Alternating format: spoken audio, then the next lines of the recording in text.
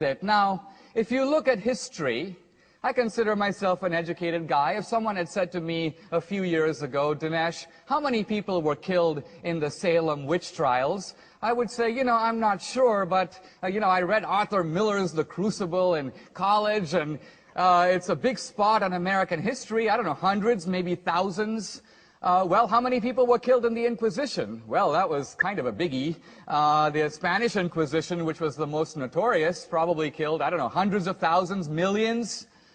The truth of it is that if you look at history, and there's now a wide and reliable scholarship on all this, I would recommend Henry Kamen's book on the Inquisition. He's considered the greatest living authority on the subject. He points out that the Spanish Inquisition, over a period of 350 years, killed approximately 2,000 people. I'm not exactly a math major, but by my count, that's about 5 guys a year. Now, that's about as many as Pol Pot killed on a good afternoon. My point is, here you have the Inquisition. Well, what about the Salem witch trials? All you have to do is go to Salem. The witches are really thriving. Most of them are now tourist guides. And if you pick up one of their brochures, you'll see right away the number of people killed in the Salem witch trials was in fact precisely 18. Now, that's 18 too many, or 2018 too many, but look, let's keep a little sense of proportion or balance. While the atheists are crying crocodile tears over the crimes of Christianity that occurred 200, 500, or in the case of the Crusades, 1,000 years ago, crimes that, by the way, are unrepeatable today. We're not exactly going to have the Salem witch trials here in Pasadena next week. Meanwhile, the atheists completely ignore and duck and try to get out from under the crimes of atheist regimes, which are not ancient. In fact, they have occurred within living memory in the last century.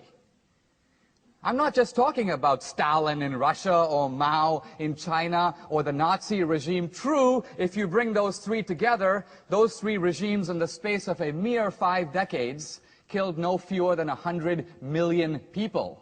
In other words, the regimes of atheism have produced a virtual mountain of bodies and an ocean of blood.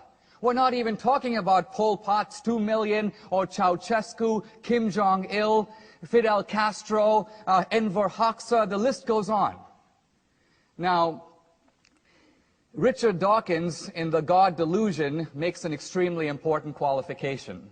He says, well, yes, it is true, but you have to notice that the Christians killed in the name of Christianity. You may have had tyrants who were atheists, but they really didn't kill in the name of atheism. Now, Dawkins is actually an accomplished biologist, but I think that there are some dangers to letting a biologist leave the lab. And why? Because here is a guy who, straying out of his field, reveals a complete ignorance of history.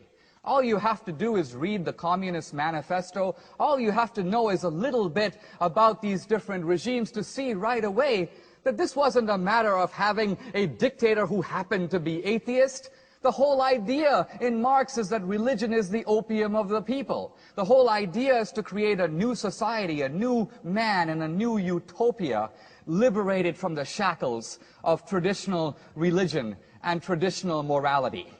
So here's my bottom line, and that is, if you think the Bin Ladens of the world are bad, Bin Laden in his wildest imagination could not even begin to match the crimes of atheism that have occurred within our lifetime. It is atheism, not religion, that is responsible for the mass murders of history.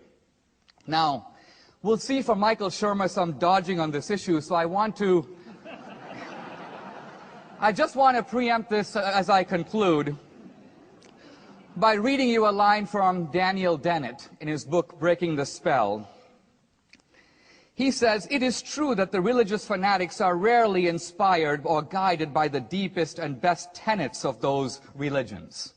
Then he says this, "So what?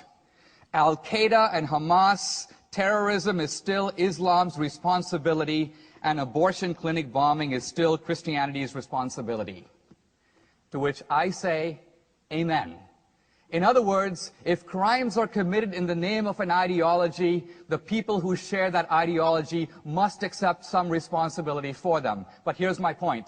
Let's be a little even-handed about that. If that is true of religion, it is also true of atheism. The atheists don't get to dodge and say, well, really, but we wouldn't do that. We're such nice people. The atheists don't get to blame the Christians for Torquemada and then get out of the blame for, say, Stalin. We have to use a single standard in this argument. So I think at the end of the day, we will find that there is good and there is evil. It is, of course, in human nature. We're going to see it everywhere.